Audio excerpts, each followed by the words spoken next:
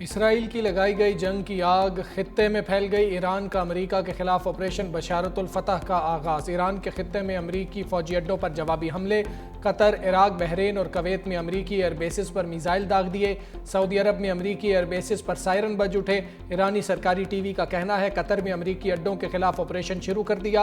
अमेरिकी news website के मुताबिक ईरान की जानिब से कतर की तरफ 6 बैलिस्टिक मिसाइल फायर किए गए। इराक में अमेरिकी एयरबेसिस पर फ़ज़ाई दिफाई निज़ाम फ़ाल कर दिया। अमेरिकी मीडिया के मुताबिक ईरान ने हमले से पहले कतरी हुकाम को नोटिस दे दिया था।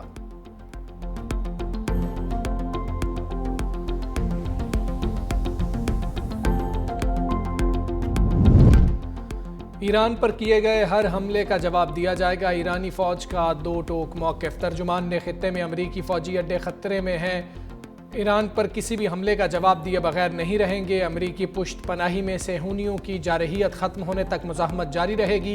ईरान के खिलाफ मज़ीद किसी भी जारहाना इक़दाम का मज़ीद ताकत से जवाब दिया जाएगा। कतर में अमेरिकी एयरबेस पर तबाहकुन हमला किया। हमला करके भाग जाने का दौर अब ख़त्म हो गया।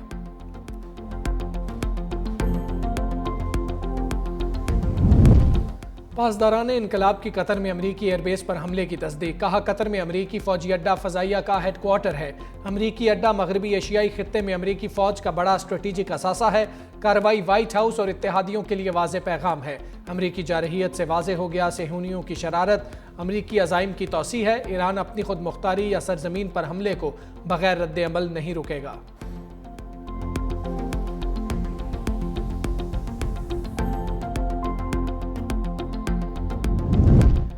ईरानी हमलों पर अमेरिका में हलचल। अमेरिकी सदर ट्रंप और आला क़यादत सिचुएशन रूम में मौजूद। पेंटागन के आला हुकाम भी सदर के हमरा। अमेरिकी हुकाम के मुताबिक ईरान ने सिर्फ कतर में अमेरिकी एयरबेस पर हमला किया। ईरान की जानिब से मिसाइल हमले में कोई जख्मी या हलाक नहीं हुआ।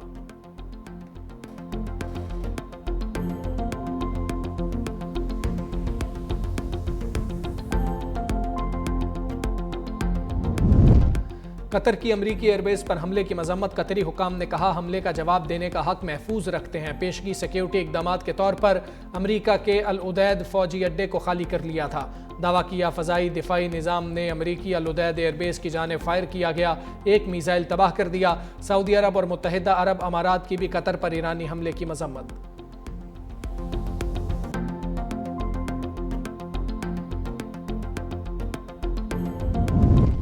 कौमी एयरलाइन का बेशतर खलीजी ममालिक के लिए फ़ज़ाई ऑपरेशन मुअत्तल। कतर, बहरीन और मुत्तहिदा अरब अमारात की फ़ज़ाई हदूद बंद। PIA ने पाकिस्तान से कतर, बहरीन, कवैत और दुबई का फ़ज़ाई ऑपरेशन मनसूख कर दिया।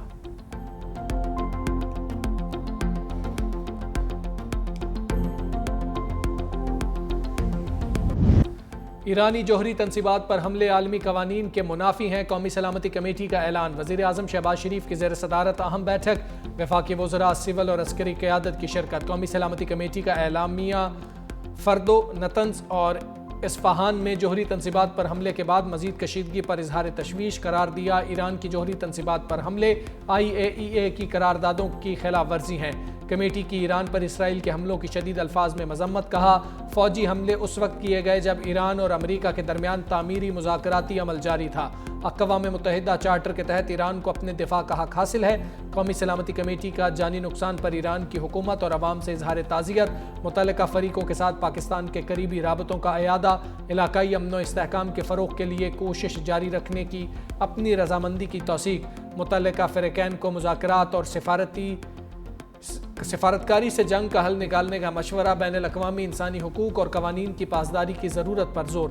वज़ीर आज़म से ईरानी सफ़ीर की इजलास से कबल मुलाकात। ईरान इसराइल कशीदगी और अमरीकी हमले पर ब्रीफिंग दी।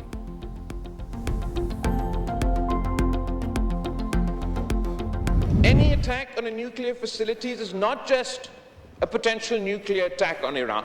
वो खुदा ना खास्ता अगर उस न्यूक्लियर फैसिलिटी को नुकसान के नतीजे में कोई लीक होता तो उसका नुकसान सिर्फ ईरान तक महदूद नहीं होता। It would have consequences for all neighboring countries in the region, including Pakistan. Bharat के लिए दो ही ऑप्शंस हैं, या वो सिंतास मुआहिदा मान ले, इंटरनेशनल कानून के मुताबिक अमल दरामद करे, उनका अवाम को अपना हिस्सा का पानी, हमारा अवाम अपना हिस्सा का पानी, अगर वो नहीं मानते सिंतास मुआहिदा को तो फिर पाकिस्तान जंग करेगी और हम 6 के 6 दरिया के पानी अपने अवाम को दिलवाएंगे।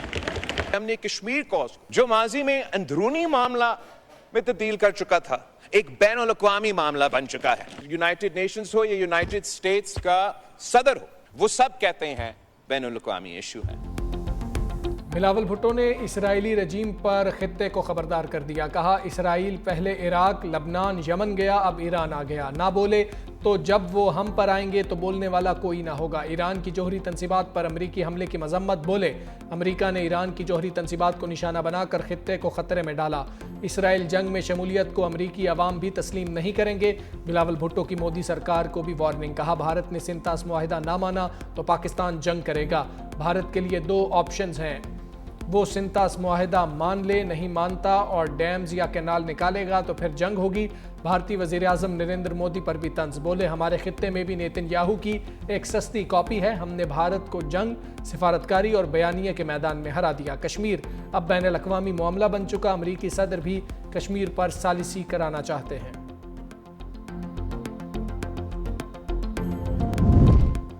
इसराइल और अमेरिका के खिलाफ खुलकर ईरान की मदद करे। ईरानी सुप्रीम लीडर की प्यूटन से अपील। वजीर खारजा के हाथों अहम पैगाम रूसी सदर को भेज दिया। अब्बास अराक़ची की व्लादिमीर पुतिन से मुलाकात। आयतुल्लाह ख़ामेनी का ख़त हवाले किया। ख़त में जारहियत के मुकाबले में रूसी सदर से फ़आल हिमायत का मुतालबा। रूसी सदर ने कहा, ईरान पर अमरीकी हमले बगैर किसी जवाज़ के किए गए।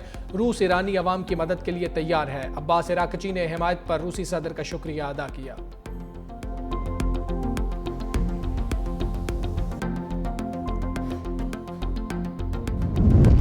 अमेरिका के बाद इसराइल का ईरान की फर्दो न्यूक्लियर साइट पर हमला। इसराइली वज़ीर दिफा का कहना है, रजीम और जब्बर के मराकज़ को हदफ बनाया जा रहा है। पासदारान इनकलाब की बसीज फोर्स और एविन जेल को भी निशाना बनाया गया।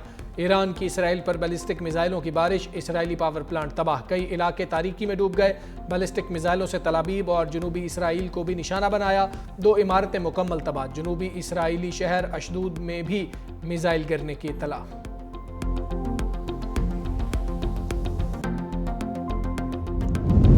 ईरानी जौहरी तंसीबात को कितना नुकसान हुआ, आलमी एजेंसी वाजे ना कर सकी। ईरान पर अमरीकी हमले के बाद आलमी जौहरी तंजीम का हंगामी इजलास। सरबराह राफेल ग्रोसी ने कहा, फर्दो साइट पर पड़ने वाले गड्ढे जाहिर करते हैं कि जौहरी तंसीब को काफ़ी नुकसान पहुंचा। IAEA समेत कोई भी इस पोजीशन में नहीं कि मुकम्मल नुकसान का अंदाज़ा लगा सके।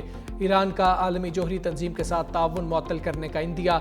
ईरानी स्पीकर का कहना है, IAEA के साथ ताउन मुअत्तल करने के बिल पर काम कर रहे हैं। ताउन तब तक मुअत्तल रहेगा जब तक ये इदारा पेशावराना तौर पर मजबूत जमानतें नहीं देता।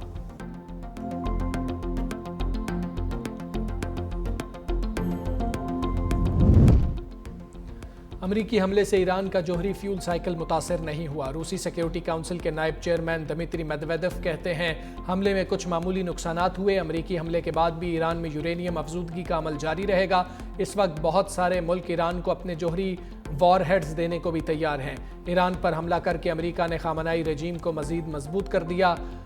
अमन के दावेदार ट्रंप अमरीका को नई जंग में धकेल चुके हैं। ट्रंप अब धांधली ज़दा नोबेल अमन इनाम को भी भूल जाए।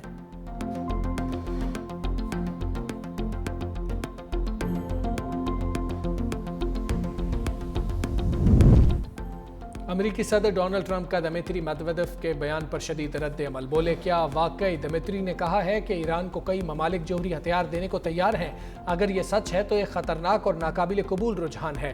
न्यूक्लियर वॉरहेड से मुतल्लिक बातें इतनी आराम से नहीं की जा सकती। क्या कोई समझता है कि उसका असलहा हमसे ज़्यादा अच्छा है? हमारे पास सबसे जदीद और मोहलिक हथियार हैं। हमारी न्यूक्लियर सबमरीन्स पूरी दुनिया से 20 साल आगे हैं। हालिया हमलों में अमरीकी आबदोज़ों ने 30 टोमाहॉक मिसाइल फायर किए। तमाम ने अपने अहदाफ को कामयाबी से निशाना बनाया।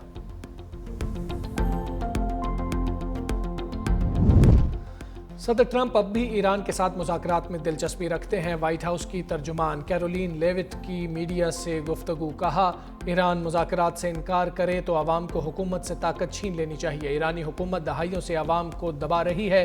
अब लोगों के लिए फैसला करने का वक्त है।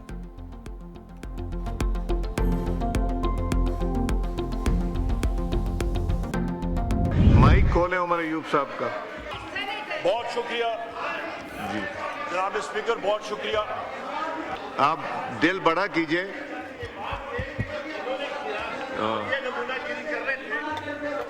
दिल बड़ा, दिल, two wrongs do not make a right. तो मैंने कई दफा समझाया है, वो इकबाल आफरीदी साहब उनके कंट्रोल में भी नहीं है। नहीं बोले। बिलावल भुट्टो की तकरीर के दौरान पीटीआई अरकान का शोर शराबा। बिलावल के खिताब के बाद उमर अयूब को फ्लोर देने पर पीपल्स पार्टी का एहतजाज। अब्दुल कादिर पटेल ने कहा उमर अयूब को बात नहीं करने देंगे।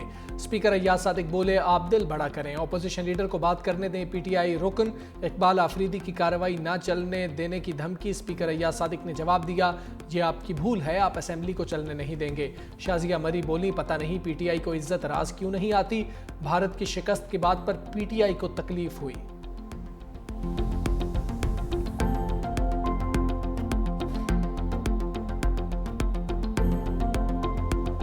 इस वक्त हुकूमत सिंध शुरू करने जा रही है, जिसमें ऑनरेबल चीफ मिनिस्टर और कैबिनेट सब ने बड़ा सपोर्ट किया। पिंक स्कूटर्स, हम खवातीन को मुफ्त में पिंक ईवी स्कूटर्स दे रहे हैं। ये ईवी बसेस पाकिस्तान की पहली ईवी बसेस है। थर पार्कर अब वो थर पार्कर नहीं है, वो सिर्फ डेजर्ट नहीं है। थर पार्कर एक वो जगह है जो कि इस वक्त पूरे पाकिस्तान को बिजली फराहम कर रहा है। सिंध हुकूमत का खवातीन के लिए बड़ा पैकेज, पिंक ईवी स्कूटर मुफ्त देने का ऐलान। पहली ईवी टैक्सी सर्विस भी शुरू होगी। सीनियर वजीर शर्जील मेमन कहते हैं थरपारकर से पूरे पाकिस्तान को बिजली फराहम की जाती है। सिंध में सैलाब मुतासरीन के लिए 21 लाख घर बना कर दिए। भारत का मकरू चेहरा बेनकाब करने पर बिलावल भुट्टो को खिराज तहसीन। कहा चेयरमैन पीपल्स पार्टी ने दुनिया में पाकिस्तान का मुकदमा कामयाबी से लड़ा। पाकिस्तान ने भारत को जंग में तारीखी शिकस्त दी। ईरान पर अमरीकी हमले की भी शदीद अल्फाज में मजम्मत।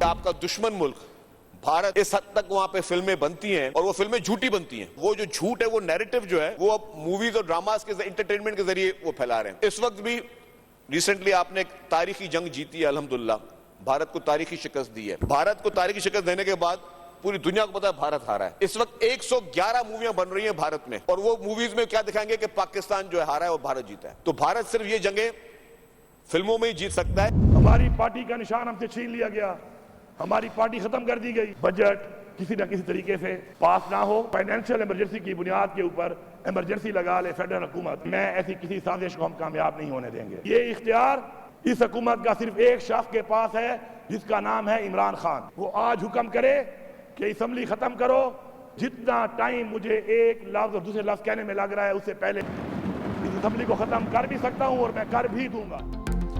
बानी पीटीआई ने हुक्म दिया तो असेंबली तहलील कर दूंगा। आइन तोड़ने वालों की भूल है कि एहतसाब नहीं होगा। वज़ीर आला खैबर पख्तूनख्वा अली अमीन गंडापुर का असेंबली से खिताब। कहा लोगों को लोटा बनाकर हमारी हुकूमत ख़त्म की गई, अवामी मैंडेट की तौहीन हुई।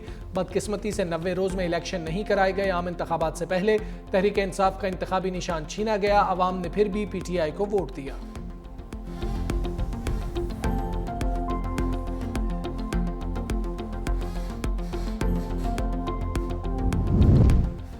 बानी पीटीआई को 9 मई मुकदमात में जमानत मिलेगी या नहीं। लाहौर हाई कोर्ट 8 केसेस में जमानतों पर फैसला आज सुनाएगी। अदालती अमले ने पीटीआई कारकुनों और सहाफ़ियों को आगाह कर दिया। जस्टिस शहबाज रिजवी और जस्टिस तारिक महमूद पर मुश्तमिल 2 रुकनी बेंच ने दलाइल के बाद फैसला महफूज किया था।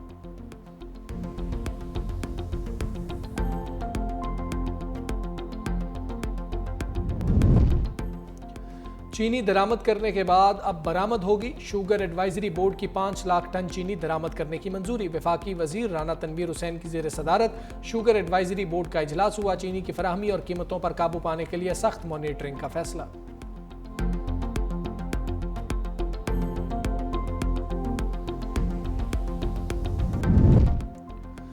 गिलगित बल्तिस्तान का 1 खरब 48 अरब से जायद का बजट पेश। सरकारी मुलाजमीन की तनख्वाहों में 10% इजाफा। तरक्याती बजट के लिए 37 अरब रुपए मुख्तस। गंदम सब्सिडी की मद में 20 अरब रुपए की तजवीज़। तालीम के लिए 1 अरब 47 करोड़ रुपए मुख्तस। सियाहत के शोबे के लिए 9 करोड़ रुपए की तजवीज़।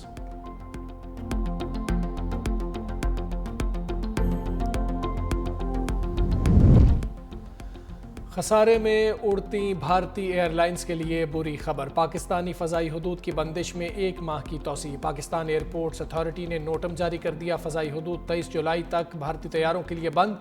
पाक भारत कशीदगी के बाद 24 अप्रैल को फ़ज़ाई हदूद बंद की गई थी।